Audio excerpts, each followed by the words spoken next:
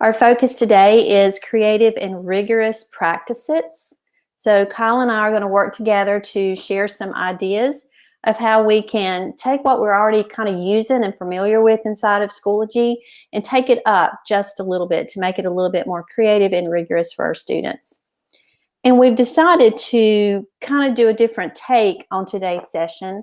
We're going to do it as an experience it, a make it, and then take it. And we've got several things that you guys are actually going to get to take away with you today. So we're excited about that. And our focus will be on the discussion boards and the Google assignment piece, and then a surprise bonus at the very end. And we also must recall our attention to the instructional focus for Gaston County Schools is the Gaston blended model. Still distraction. So our big difference between the prior practice and this one is that we want to make sure that we're not just giving them more things to do. We know that when and I know many of you, several of you are GVA, but when going to schools and we're looking at all these checklists and rubrics that are asked of our courses, sometimes the answer has been, there's just not enough content there for kids to experience everything. With y'all being GVA, that's probably a bit different.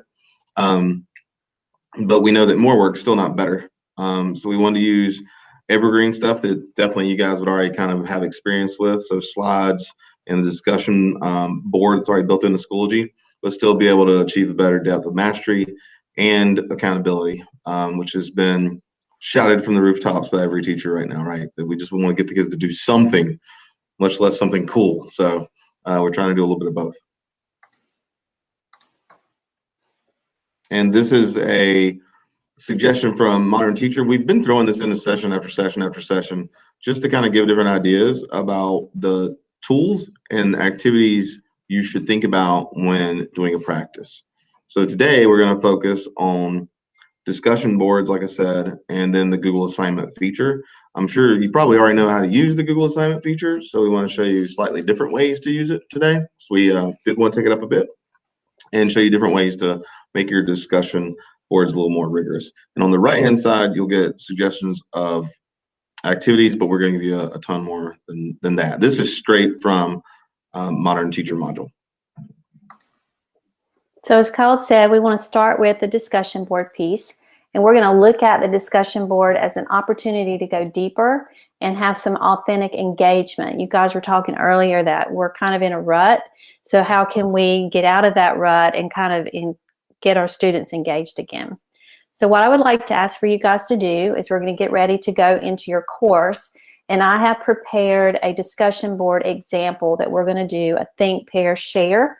The best way that we can do it here, obviously, if I had you as kids in my class for real, I would have assigned this to small groups, and then you would have your partner within that group. So we're going to just kind of tweak it just a little bit. So I'm going to come out of the presentation for just a moment, and let's go into our Schoology course.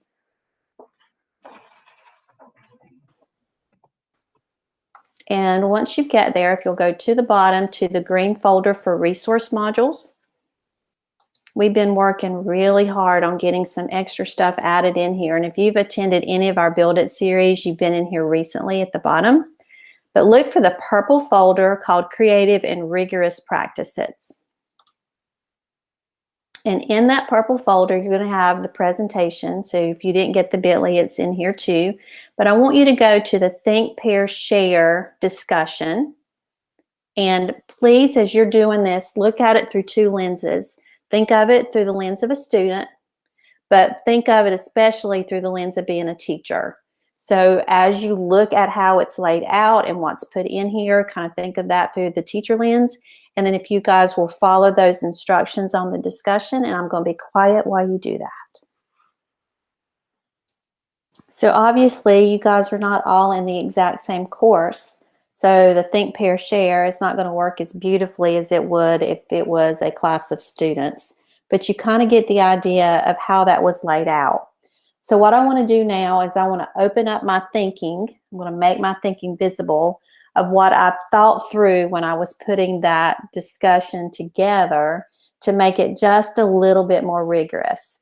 So I want you guys to look at the discussion especially if you're just on one computer where you can't see the presentation, and just listen to me think through and look at my discussion to see where you can find that. So the first thing I kind of thought of is, of course, what do I want the students to do in relation to the standard? So I considered the Bloom's verbs. And if you want to take it up to make it a little bit more rigorous, then you need to think about the thinking behind what the students are supposed to be doing. And I could change that verb lots of different ways to have different outcomes. So one thing to remember when you're using Bloom's is just because you're looking at the verb itself doesn't make the biggest difference. You have to think beyond that verb as to what the students are actually having to think through and do. Because you could have them, I don't know, let's see, complete something which is under apply, but it could be a really low-level thinking activity where they're completing something. So you have to think, what's their outcome? What are they thinking through? The second thing I thought about, we're in a digital learning environment. How can I make some things stand out? So I took advantage of one of the things I love about Schoology is that rich text editor bar. And if you didn't know this about discussions, if you go all the way over on the right, you can actually expand that toolbar out to get everything that you need. So I highlighted or put in bold vocabulary words or action words. You could put hints or extra directions in there and use your italics for that. I inserted content. I put the Kid President video in by using the Insert Content tool.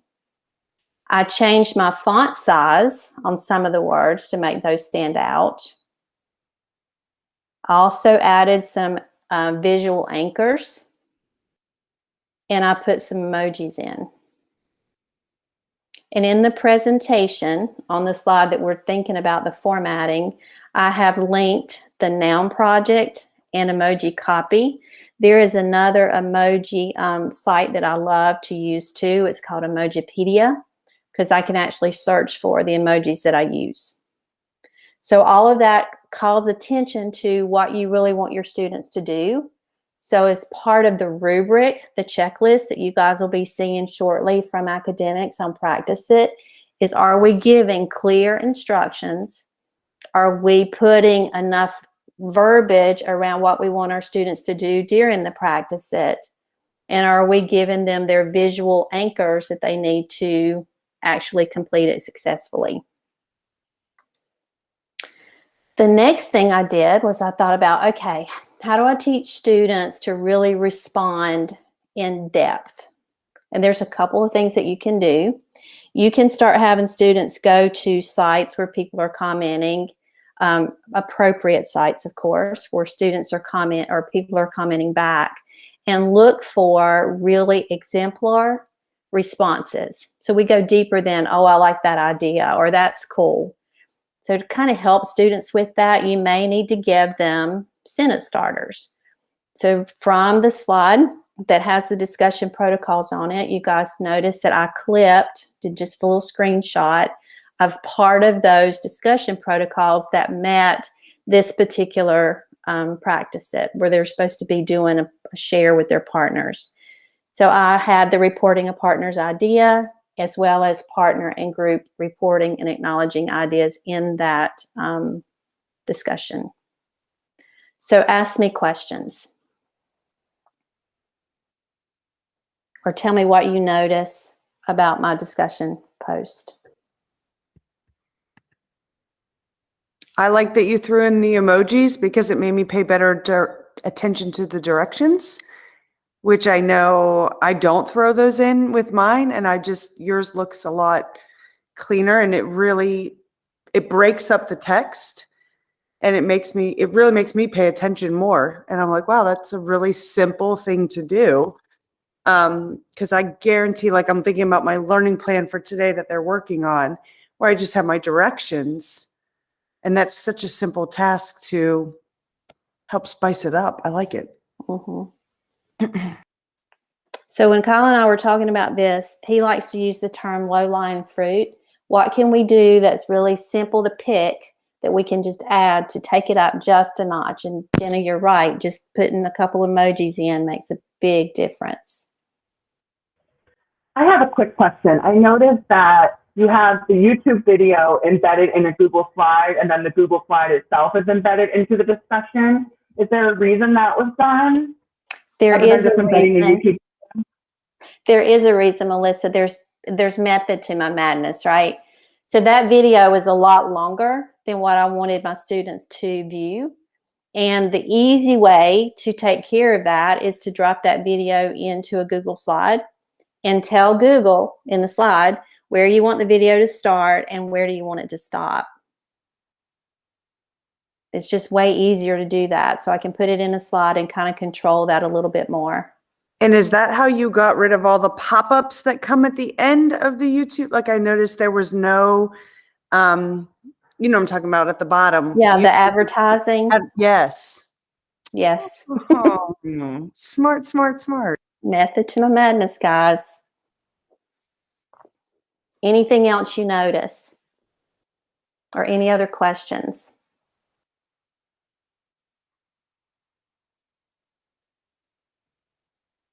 All right, so that was the experience it part. So now let's talk about how to make it.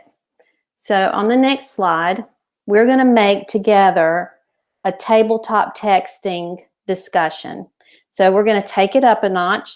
It's still a discussion. It's kind of like bringing in the real world authentic stuff, because who doesn't do text messages, right?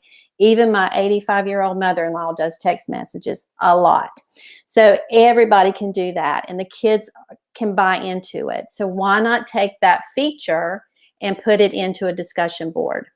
So we have some directions for you for the tabletop texting piece. So you have to think about what your content is going to be, what students are going to pull as base their evidence in their text messages. And then you just kind of have to remind them to put the @ symbol when they are responding in the conversation for discussion. So I want you to think of something that maybe you can use with your students. And then we're going to go build this tabletop texting with all the ideas that you just saw in the other discussion forum. So I'm going to jump out and go into my sandbox course so I'm not messing anything else up. And I'm going to add a discussion.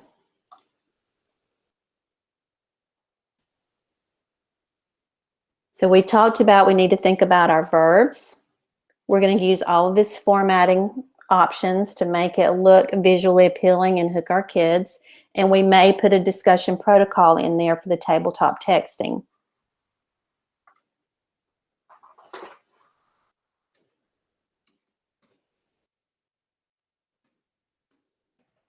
So for my example, I'm going to keep this super simple. I'm just going to put the example tabletop texting as my title. But if you guys know of something that's coming up or a discussion that you want to do with your students, please go ahead and just build that one.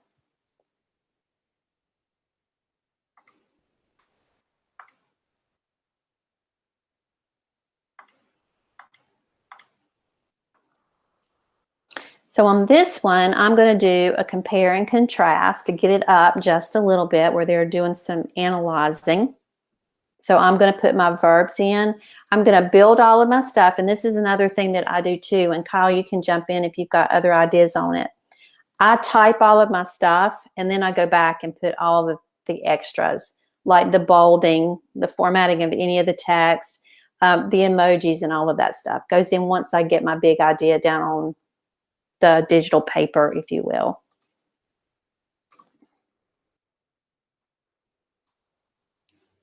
So I have the bare bones. Once I get the bare bones, then I can then consider putting whatever extra media that I need in here for my students. Of course, if this was for real, I would have already sourced all of this stuff out. But for this, I'm just going to pull in a couple of videos.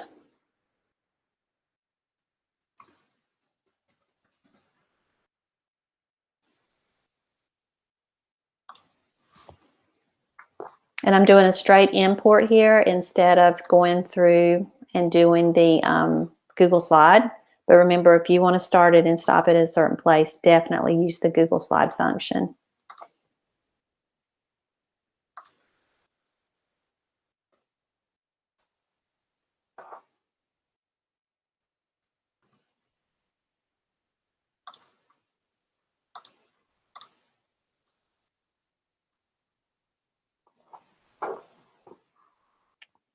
So then I just go back and I highlight and then make the verbs a little bit bigger and bold them.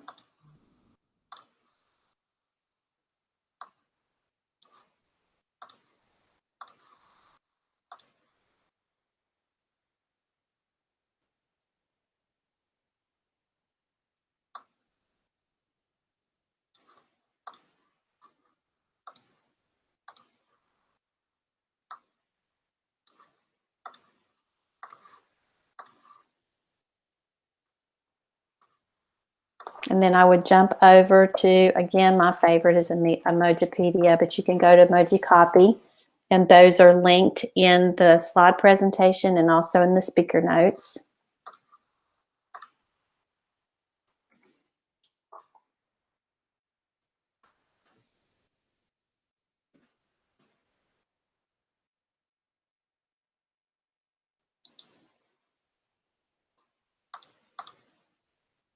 And what I love about Emojipedia, once I find what I want to copy, I just click copy and then come back in here and paste.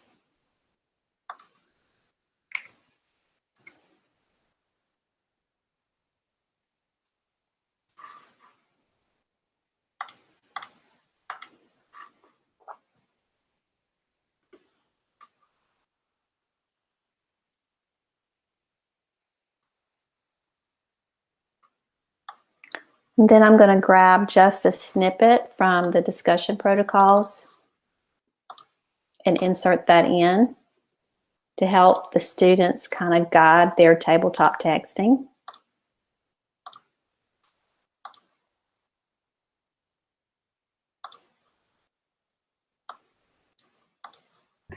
And then, of course, I would set the grade, the due date, and all of that stuff. So here's the, go ahead. Before you go on, Teresa, I'm sorry. Where did you get the discussion protocol?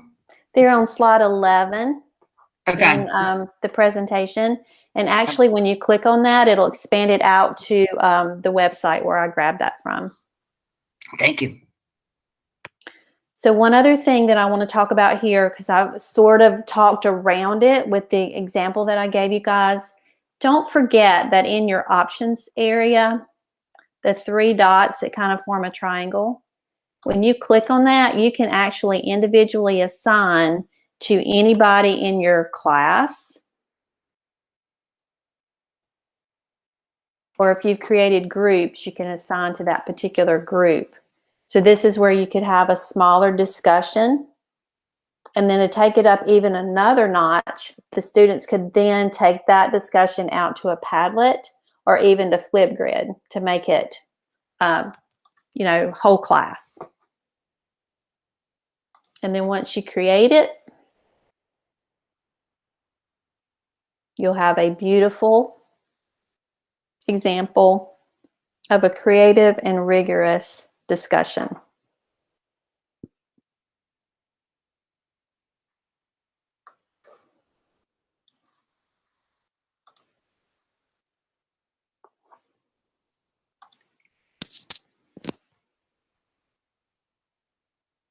Questions about what we just created or how to make the discussion or any of the stuff that I just kind of flew through? I love these. Make the Yeah. weekly mixes. Just wanted to say that. Thank you, Lisa. We appreciate it. All right, so that's the tabletop texting. So we experienced one with the Think, Pair, Share. We made one, tabletop texting, and now we're going to give you another one to take. So you guys have been in our PD a lot, so you've seen us use this strategy. I used to think, now I think. So we have written out ideas of how you could use that as a discussion, again, to take the rigor and the creativity up just a notch. but there's more. So that's your take it. And now I'm going to turn it over to Kyle. Kyle, I'm going to stop sharing so you can take over.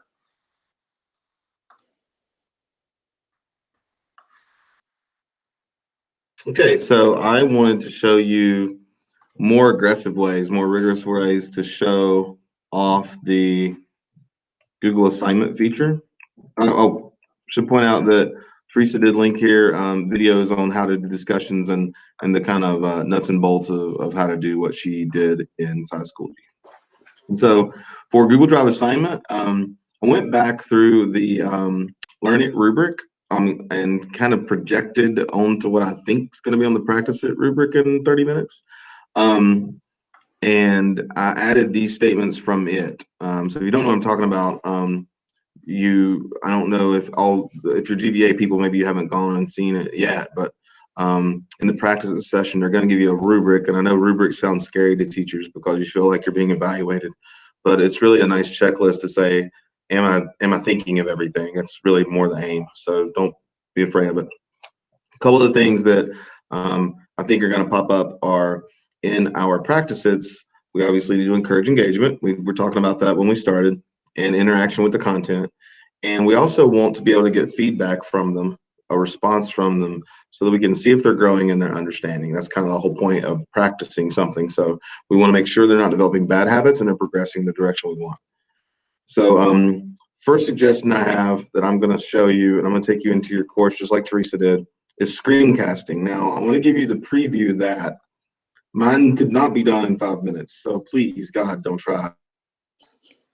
But if you will, go to the same course. You're probably already in there. So if you're in your Getting Started cohort, you're probably already in the resource module for her discussion. You're already inside the purple folder labeled Creative and Rigorous Practices. So you could probably just hit Next at the top right if you're still on the discussion, and you will get to this screencast presentation. Okay.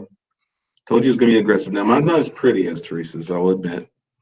But I want to give you a few moments to check it out.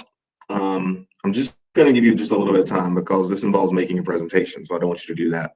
But I do want you to see what it's asking you to do, and I also want you to have this opportunity to see Google Assignments from a student view, because you're a student in this course, and I know you've dealt with students doing a Google assignment before. Many of you have, because I've talked to you about it. But sometimes, you know, you're flying blind and you can't see the buttons like they do. So please do take this as that opportunity as well to kind of just see as a student what the course looks like. You can see my screen looks different than yours would as you approach it. So if you will, check it out. Don't forget to click on the picture of Martin Luther King to get started. Okay, so I'm gonna give you just a couple minutes to do that and I'll hush. Teresa and Kyle, if y'all in your spare time, I want you to come up with good music, good songs to sing while we wait on things to load. Lisa, you don't want to hear me singing. Trust me. My kids have to hear me all the time, poor things. Well, I would do it in my classroom in a heartbeat, but not in front of adults. Nope.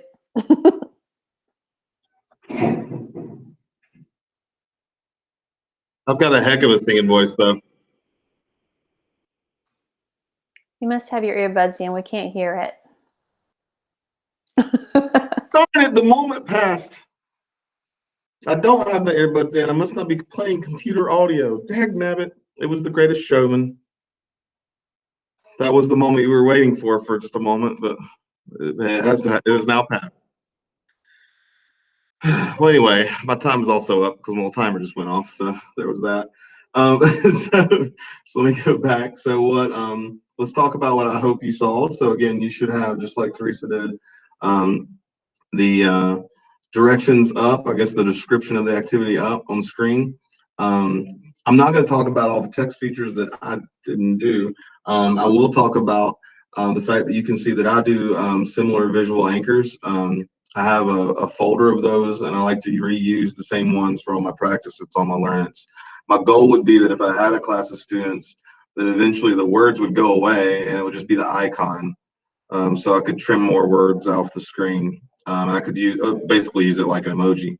But I want to sort of scaffolded, I guess, get there to that. They can't know the Golden Arches are McDonald's until they pass by and eat there 100 times, right? So I've got to say practice it until the gears mean practice it, or maybe the pencil, whatever it might be. So the first things in my considerations were presentation skills. We don't teach those very well. And it's because they get shoved to the back burner and they're literally at the bottom of our standards. So if you're looking at this activity, I came at it from the idea of I want to get something much more rigorous out of that Google slide. I would usually use that template for a graphic organizer. In this case, I wanted to give them a template for an entire project. I debated whether or not this was even a practice set and whether it was maybe an evidence. But I think what I would do in class is I would focus this as a portion of the evidence. I would give them opportunities, almost like a rough draft, to practice components. Like maybe I would focus on the summary versus the determining the challenges, I believe the template says, that they face. But I did link in here just the file for 5th grade. I know 5th grade's not for everybody, but that's where everybody's going in elementary school, and it is significant what they're supposed to be able to do in presentation skills, and we all know they can't be taught that in just 5th grade. So there are some version of those skills throughout, but 5th grades is quite a heavy ask, okay? The second consideration I wanted to have, and this again is more for this kind of practice it project idea more so than it is for something specific to Schoology, is rubric evaluation. I think we're kind of missing the boat when we put up discussions and assignments and we don't have some sort of rubric. Schoology does have a rubric feature, but I know that's like another thing to manage sometimes, so I'm not asking us to bite that off yet. It's really not too bad though, to be honest. I have some videos on how to do that if you're interested. But I did put some suggestions up here for rubrics. One, if you click here on the link, I won't read it to you, but it's the idea of a 1-point rubric, a single point rubric, which has been around for quite a while now. I'll show you kind of the idea. Everybody hates coming up with rubrics because you got to figure out what is a 4 and what is a 3. And let's be honest, you're probably making it up and you don't have a very good reason to have a difference between a 3 or the 4. And we end up with really arbitrary things like they wrote 5 sentences or they only wrote 3, and that does not matter. So the single point rubric takes care of that. It's less work for you, and I think it's much easier, yeah, for the kids to understand. It's easier for you to understand too. And basically, you put the grade level criteria in the middle, and then they either met it or they didn't meet it. And on the left side, you don't say you didn't meet it. You say, hey, this is where you need to improve. And on the right hand side, you say, man, this is where you nailed it. I think that's much more conducive to the growth mindset and growth idea. And that's another reason why I think I would always, I kind of lean on this as a practice, because my evidence could be take this and make the changes I've requested of you, which would be really cool and could stretch out that biography you're talking about, Jenna. So that might work out. I can also do that by asking better questions. As Teresa said, for discussions, I can ask better questions and get better prompts on the template I give them to. And then I linked a rubric that I did that is a 4-point scale rubric. And the only reason I linked this one is because I can tell you I actually did use this in my class with my kids. And I will admit that my scale here isn't the best. What I like about it is the bottom 2 components. They had 3 components to this presentation that they did. It's how well they delivered it, how well the visuals sold their concept. In this case, they were doing convincing me of something about their book that they read. It was the one I should take to a desert island by myself with ScarJo. And that the content on there was something that ScarJo and I would enjoy for the rest of our lives together on this island. So, but the important part I thought was the reflection piece. I think along with presentation skills, reflection is something we don't teach our kids to do well enough. And so what I had them do is after their presentation was done, they would go back and they would sit down and grade themselves. And they were prepped that doesn't mean that's the grade you get. It means that if you can give me ways you could improve, then I will actually improve your grade. Because it means that if you do this, again, you'd have done a better job. And so the last component I put on there was delivering this rubric to other kids or using this rubric on other kids. So you can see they have to grade themselves and several other kids in the class. without giving it to them, they give that to me. So just an idea for a rubric and something that you consider, because I want to make sure, as we said at the beginning, that we're not just considering the stuff for the tech and Schoology, but we're considering the stuff that makes good teaching. And then finally, the logistics of this.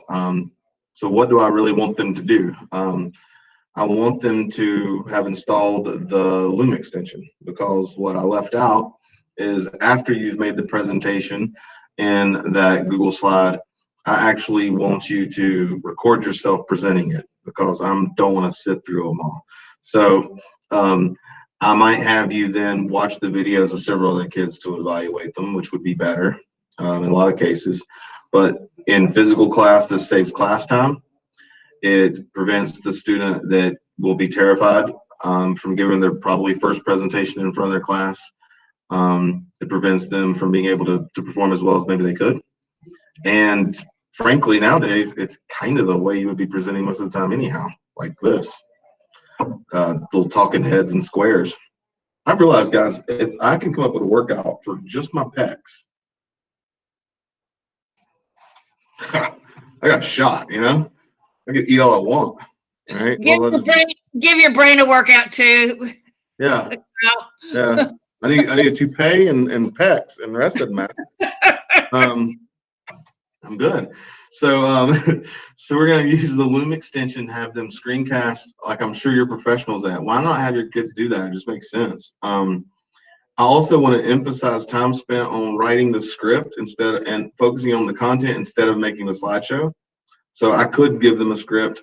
That slideshow from Google is kind of a hybrid in that it kind of tells you the kind of things to put on each slide, and they can deviate from there if they want to. Then they create the presentation. And then what I do in a face-to-face class is I would de-emphasize, if that's even a word, the recording process. I don't want you to record 50 times. I want you to prepare 50 times so that you can record one time. That's how real life works, right? I get one shot today. So I'm either prepared or I'm not, and it doesn't matter. It's over in an hour, and that's all I got. So you don't normally get to re-record your presentation, but you can definitely prepare a number of times. So that's the general idea. I didn't put the example of directions in there about the Loom extension because that particular part should have been making the slideshow. It wasn't yet to record. Maybe I would do the Loom extension recording as part of, if I turned it into an evidence, like this is the final product. That's one way to look at it. So I did feel like that leaned right into what you guys were talking about when you came up. So are there any questions about that general idea?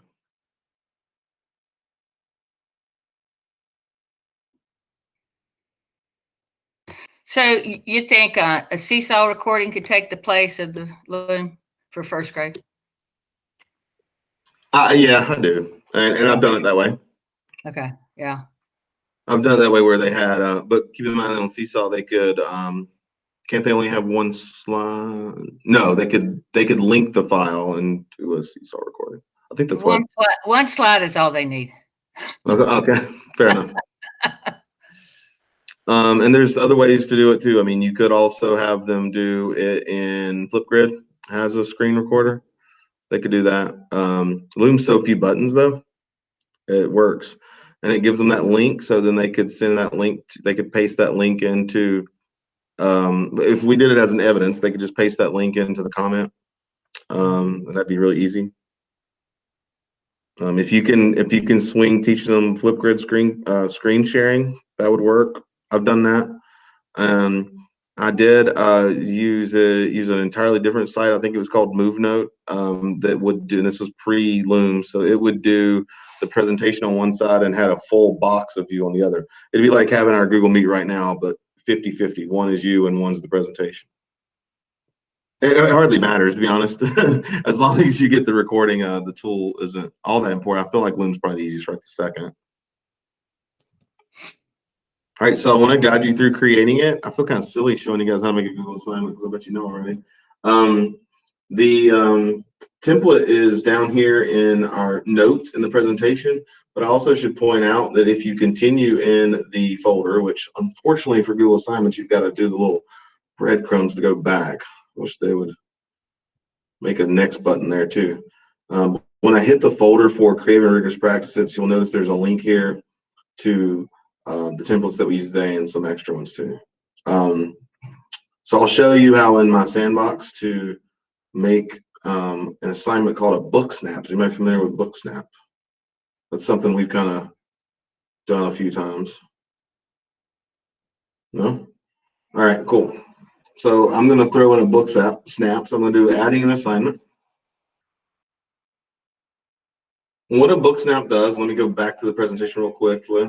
So what the book snap does is basically it's going to use, well, it could be done two ways. It's probably going to use the camera on the Chromebook for them to snap a picture of their book that they're reading, and then they're going to respond to a question or make annotations in Google Slides on that book snap. Or, in the way the directions are worded here, I give them the passage and I ask them to annotate it based on something they're responding to. They can annotate by drawing boxes around it using the tools and slides, or they can make comments out to the sides using the comment button, or they can add text boxes on top, or they can add in emojis and insert pictures that you have as a class. So the template that I'll bring up is a Google drawing that's here to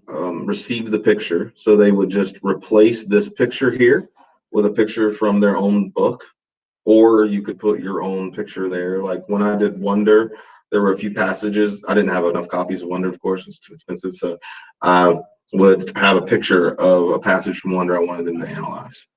And then they can just move the emojis to respond to whatever question. All right, so in the course then, when I bring up my assignment, I'm gonna label it, of course, just like Teresa mentioned, I'm gonna label mine practice it, and I'm gonna talk about analyzing objects in Wonder. I'm thinking 5th grade.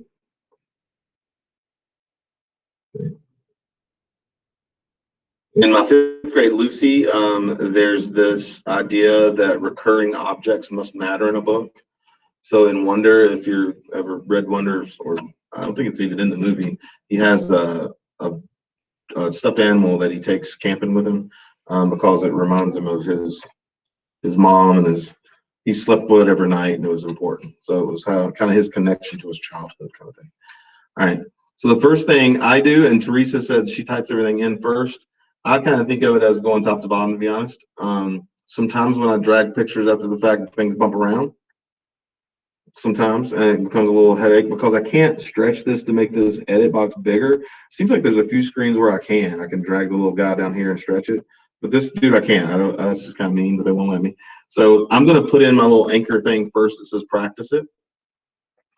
She's already shown you this, so I'm going to skip some of the stuff, but I would do insert image, and I just have that available on my computer because I use the same ones all the time. So I think it's in this folder right now. I'm just going to stick in my ICANN instead because I found it first and resize it. Did you get the idea of what we're doing there? And sometimes I do put it in tables if I know I'm going to have a whole bunch of content, a whole bunch of pictures and videos, just so I can keep things straight. So I would label that all out. But then I'm going to type in my practice it. So I'm going to say something like using the passage or the excerpt. That's the word I should use, right? Excerpt from the book. Annotate. This is 5th grade thinking, okay? Annotate three pieces of evidence showing the importance of object. While he's typing that, I know some of you teach lower grades. You can do this even with lower grades. They can easily take that picture to replace that image and drag those emojis over to the parts that they like. Super easy to use. And so here, I would give them the any more purpose that I need. So something like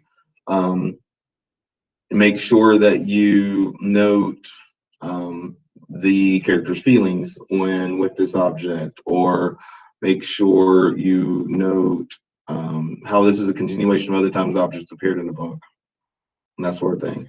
I'm going to give them just a couple of bulleted ideas to look for, and then I'm done. I don't want to make this too text heavy, and yeah, I want to make sure I'm stating the purpose of this activity and getting what I want out of it.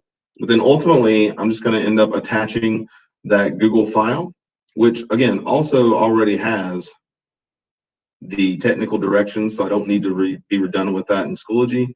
And I would easily put the types of questions I'm asking over on the left beforehand. This is a major concern for lower grades, and what Teresa's mentioning is over here, the idea of replacing the image as opposed to inserting one is a hair faster, because if you just use the Chromebook camera to take the picture, it comes in at a given size. So if you have other stuff on that template, it's going to cover stuff up, and they're going to spend quite a little time, especially younger students, shrinking it and moving it. Whereas if I replace it, it snaps it into the size that I've already dictated, along with whatever else is on my template. So that's why that's there. People feel really silly to give kids sometimes an empty slide with just a fake picture on it, but if that placeholder does kind of prevent some issue. So that's why we sell it that way. So I'm just going to attach this on there.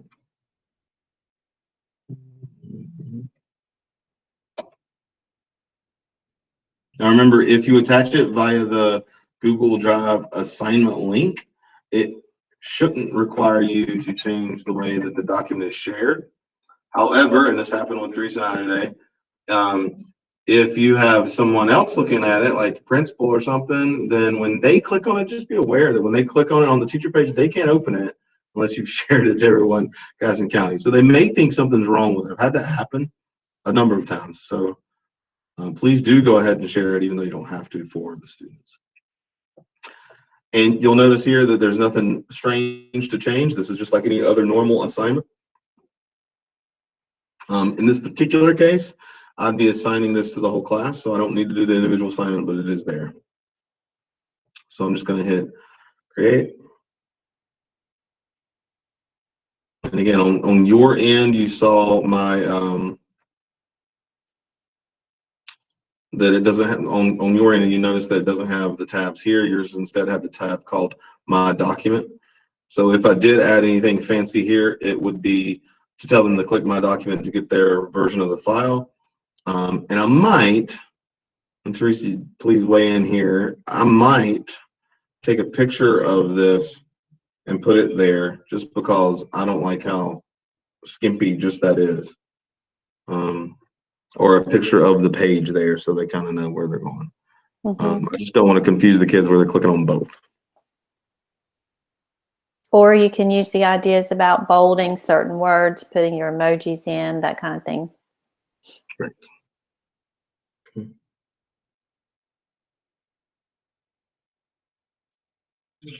Yeah. Well, you know, sometimes there would be things that you definitely wouldn't want to be shared to everybody. But yeah, it is kind of annoying to have to change all the time. All right, so I want to show you the other ideas we had for that stuff. And the last one, the take it with you, is called Hexagonal Thinking. And this is the idea, and I have a template attached here that Catherine shared with me. It's actually from Ditch That Textbook, though. So the idea of hexagonal thinking is that students would, well, most of the time, write on little cut-apart hexagons the different concepts, and they would try to organize them as they are related to each other. So ideally, you would do this in face-to-face setting in small groups, and you would have students write down the different concepts and try to plan how they all piece together, like they would ordinarily do a bubble map, kind of. In this case, though, this has been made on a drawing. You can certainly do the same thing on a slide with just a bunch of hexagon shapes and have several students work from the same file. Now, in this particular case, if you're using a Google Drive assignment button, obviously they're each going to get their own version. Okay, they're only going to get their own singular copy. So if you were to do this in collaborative groups, you wouldn't be able to use the Google Drive assignment feature unless you instructed, a certain student to share it with certain other students. It might be nice to pair something like this with a copy you've already made and put it in a discussion board so that you can assign the discussion board to only certain kids and they all work on that same copy, kind of like you would a Jamboard. And you certainly could do something like this on Jamboard too. But this is just the concept of it. If you're not familiar with Google Assignments, we've put the video on here on how to do it. We've also put a link to the folder of some extra templates aside from the ones that we shared today. And then I put a little brief video on how to make a template. It is very brief because, as you can imagine, depending upon the template, you could do anything. So it's just an upshot of it. And I do want to give you a plug from where all this stuff came from. And it came from the Catalyst Cards page on Gaston Digital, which is where we have paired a level of balloons, a instructional strategy from usually either SOS Discovery strategies, micro teams from New Vision Schools, or Project Zero from the Graduate Education School of Harvard. And we paired that with the technology. So many of these work both remote, blended, face-to-face, every situation. But each card has on it things you should consider, just things to think about before you try to pull this off. And then on the back of each card, it kind of tells you in very short how to do it. If you need more explanation or the templates, if we have a template, it's linked below, or it takes you directly to the site where we source the strategy, or directly to a page where it teaches you more about that particular tech tool. But we made sure to only use one of about 10 or 12 tech tools that you probably are already familiar with. I'll put the link to this in the chat, and I'll make sure it's in the presentation, so I don't know if I linked it or not. So as Kyle's doing that, to kind of reflect on what we've done so in our session today. So I want you to think about the information that we've shared and reflect on it, and then in the chat, tell us what you're going to do with this information in a day and then within a month. And while you're doing that, I'm going to go ahead and keep talking because we're running close to the end of our time. So hopefully today some takeaways that you guys have, as we've given you some ideas to take your practice sets a little deeper and give some variety to it, and using just tools that we're already used to, what we call evergreen tools that can be used for anything. And they can be used whether you're, like a lot of you on here, are GVA. So it could definitely be used in your situation, but it also can be used in the hybrid that we're in right now, and then the Plan A that we're getting ready to pivot to.